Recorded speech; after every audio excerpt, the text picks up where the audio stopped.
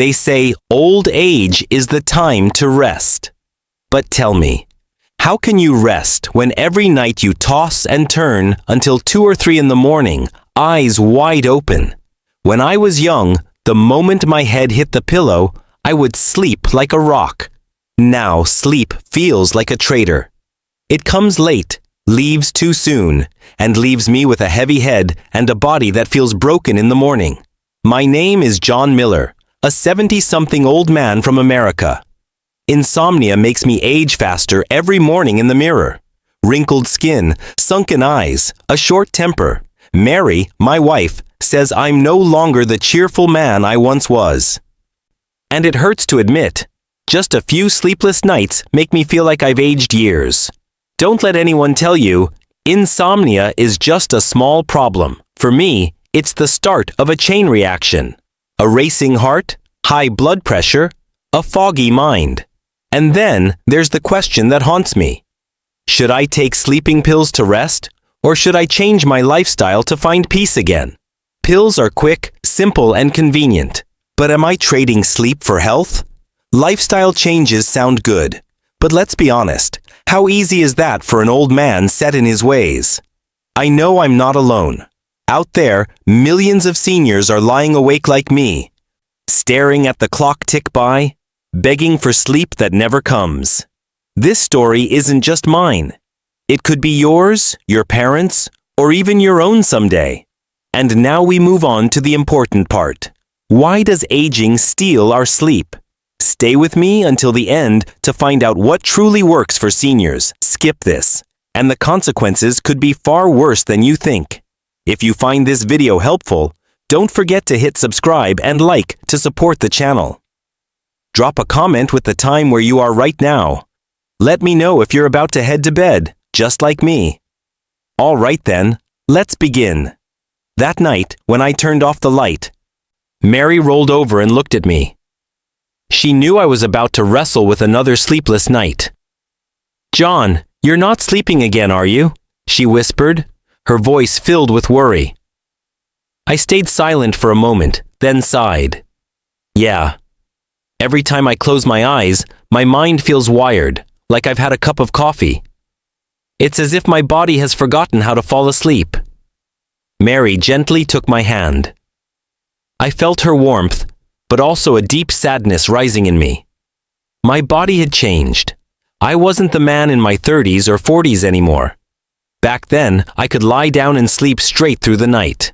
Now, sleep comes late, fragile, and slips away too easily. I once read that melatonin, the hormone that tells your body it's time to rest, drops sharply with age.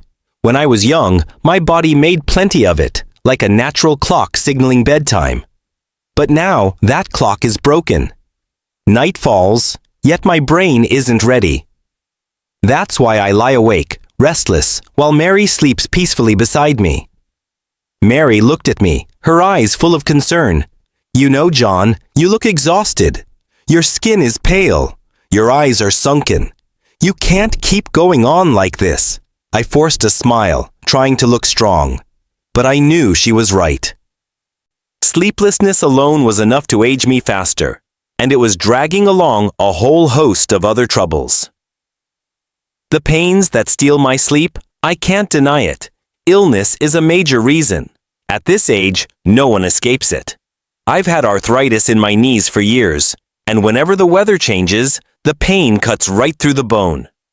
There are nights I wake up from a dull ache, unable to lie on my side or stretch my legs comfortably. And then there's my heart. It races unpredictably. The doctor says it's because of fluctuating blood pressure. Some nights, I jolt awake with a heavy chest, sweat pouring down.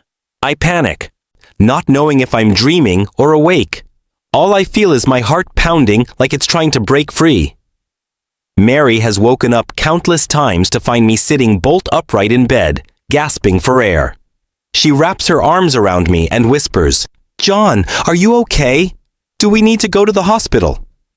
I shake my head, trying to calm her. But deep inside, I know these old age ailments are gnawing away at my sleep night after night. When the mind refuses to rest, it's not just my body. My own mind is the enemy too. Every night when darkness falls, my thoughts run wild. Memories, worries, meaningless questions keep piling on. I think about friends who've passed, about my parents, about the war, and the days of my youth. I think about my children. Are they truly happy? Are they struggling with something they don't tell me? My head spins with it all. And the more I think, the more awake I become. Mary often pleads with me, "John, don't let your mind run like that. Whatever it is, deal with it in the morning. The night is for resting." I give a bitter laugh. I wish I could, Mary, but my mind won't listen. Maybe loneliness plays a part too. When the night turns silent, when every sound fades, I feel small, isolated. The silence forces me to face myself, and that's the hardest moment of all. The wrong habits, I can't blame it all on age. Part of it is the way I live. During the day, I often nap for an hour, sometimes more. I thought resting longer would help my health, but in truth, those long naps robbed me of sleep at night. Mary reminds me constantly, "Keep it short, John. Half an hour is enough. If you sleep too much during the day, you'll be wide awake all night." But I didn't listen. I kept telling myself I was old, that I needed more rest. And then, at night, my eyes would stay wide open. On top of that, I barely move anymore. In my younger years, I worked, walked, played sports. My body burned energy, and sleep came easily. Now I sit too much, watch too much TV, rarely go outside. My body isn't tired enough, so sleep never feels necessary. Worst of all, the phone. I have the bad habit of scrolling through news before bed. The glowing screen, the flood of grim headlines. They wind me up instead of winding me down. Instead of soothing me, I make myself even more alert. Last night, as the clock struck 2 a.m., I turned to Mary and whispered, "You know, Mary, I don't think insomnia is just about getting old. Part of it is because I've been living the wrong way." Mary looked at me, her eyes carrying both sadness and gentleness. "Admitting that is already a big step, John. Now it's time to change. Not just so you can sleep, but so you can stay healthy and live many more years with me." Her words hit me harder than any doctor's advice. Insomnia in old age is not just a normal part of aging. It's the result of many pieces falling together. A weakening body, illnesses piling on, a restless mind, and bad habits we repeat every day. If we keep blaming only age, we'll never find the way out. And now, I stand before a difficult choice. Should I rely on pills to knock me out quickly? Or should I be brave enough to change my lifestyle and reclaim lasting sleep? The answer isn't simple, and that's exactly what I'll tell you next. Solution 1. Sleeping pills. Quick, but is it truly lasting? One morning, after another sleepless night, I sat blankly at the kitchen table. The cup of coffee in front of me had gone cold, untouched. Mary looked at me, her eyes full of concern. "John, I think you should see a doctor. There are medications that can help you sleep. If you take them, you'll finally get some rest." I looked up and forced a smile. I've been thinking about that too. Honestly, sometimes I just wish for a magic pill. Take it, close my eyes, and sleep straight through the night. And sure enough, when I went to the doctor, he prescribed me a light dose of sleeping pills. That very night, I tried one. Strangely enough, within 20 minutes my eyes grew heavy, and I slept all the way until morning. For the first time in months, I woke up feeling full of energy. I turned to Mary, smiling for once. "See? I finally slept. Isn't that wonderful?" Mary let out a sigh of relief.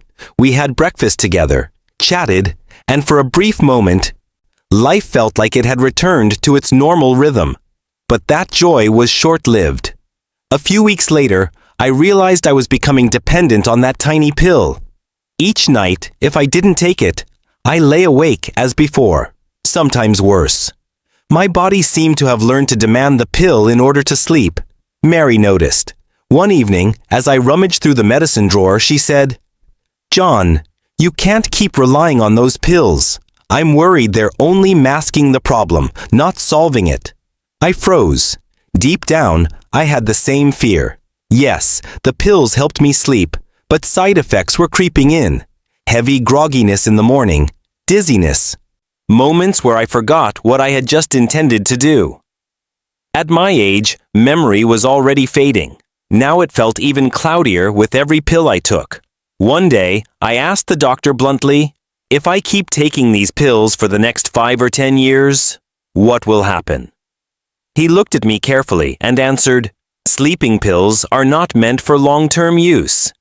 They can accelerate memory loss, strain your heart, and worst of all, your body will lose the ability to sleep without them." I went home carrying a fear greater than insomnia itself. Mary sat beside me, resting her hand on my shoulder. "I know you're exhausted, John. But I truly believe medication is only temporary. We need something more sustainable." I stayed quiet for a long while before replying, "I know, Mary. Pills are like crutches. They help you walk a few steps, but they can never replace your own legs. Rely on them too long, and eventually, you'll collapse."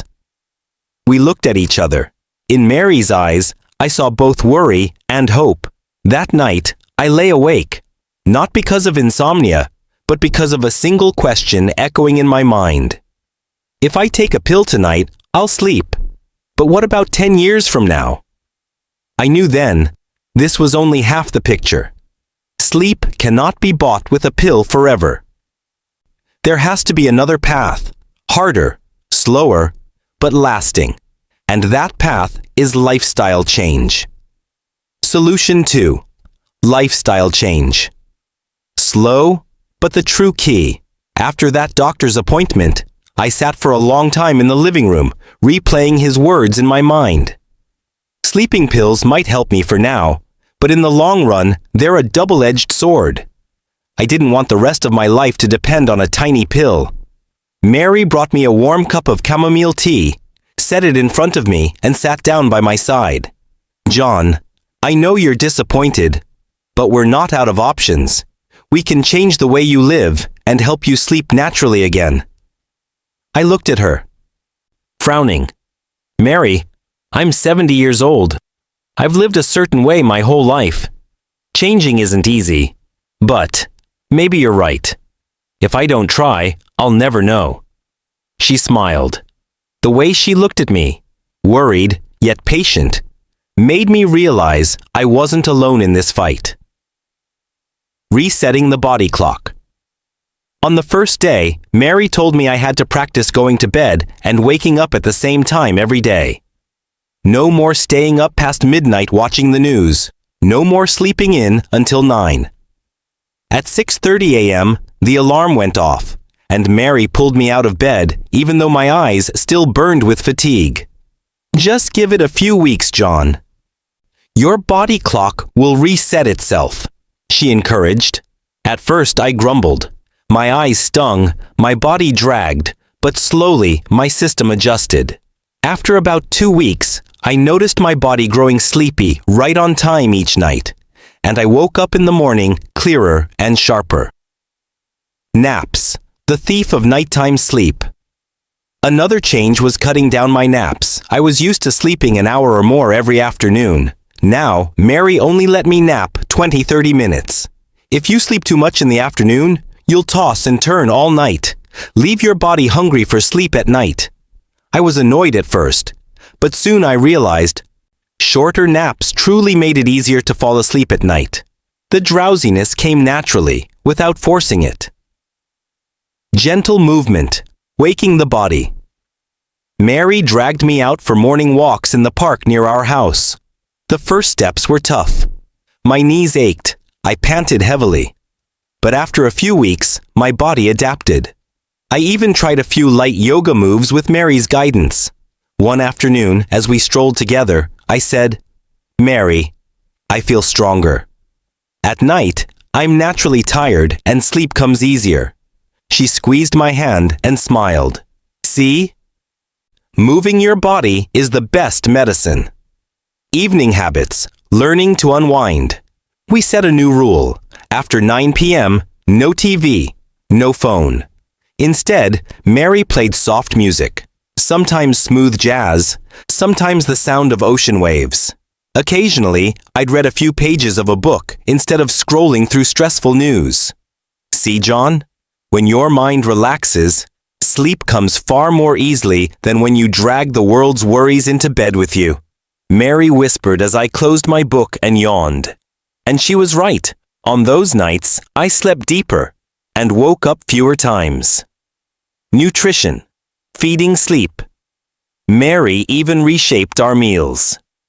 She cut down my coffee and alcohol and added more vegetables and whole grains. Before bed, I drank a glass of warm milk or chamomile tea, sometimes with a touch of honey. This doesn't just help you sleep, John. It's good for your heart, your joints, your whole body, Mary said, placing the cup in my hands. I drank it, warmth spreading through me, as if my body was slowly regaining its natural rhythm. The reward. After weeks, nothing changed overnight. At first, I still tossed and turned, still woke up in the middle of the night. But week by week, I felt the shift. My body was tired just enough, my mind quieter, and sleep came more easily. One morning, I woke at 6:30 without the alarm. I sat up, noticed my back hurt less, my head felt clear, and my spirit alive. Mary walked in, surprised to see me making coffee for both of us. John, you're up early. You really do look healthier. Yeah, Mary. I slept through the night. For the first time in so long, I actually feel alive. That moment, I realized the lifestyle change hadn't just given me sleep. It had given me back a new version of myself. Healthier, sharper, happier. One morning, as we sat on the porch sipping coffee, the sun warm but gentle, I turned to Mary and said firmly, Mary, I understand now. Pills are just a temporary lifeboat. What I, and all older people like me, truly need is lifestyle change. That's the real root. Mary smiled, resting her hand on mine. I always knew this day would come. You deserve to sleep peacefully without depending on a pill. I looked into her eyes, and it felt like I was also speaking to everyone out there like me. We seniors deserve full, restful nights of sleep, not by relying on medication, but by caring for our bodies every single day. Eat better, move more, worry less. That's the true key. Mary squeezed my hand gently and whispered, and you're not alone. I'm right here. I smiled. For the first time in years, I didn't feel like the loser in this battle with sleepless nights. I had found my answer, and I believe anyone can. If you're going through sleepless nights like I once did, don't give up.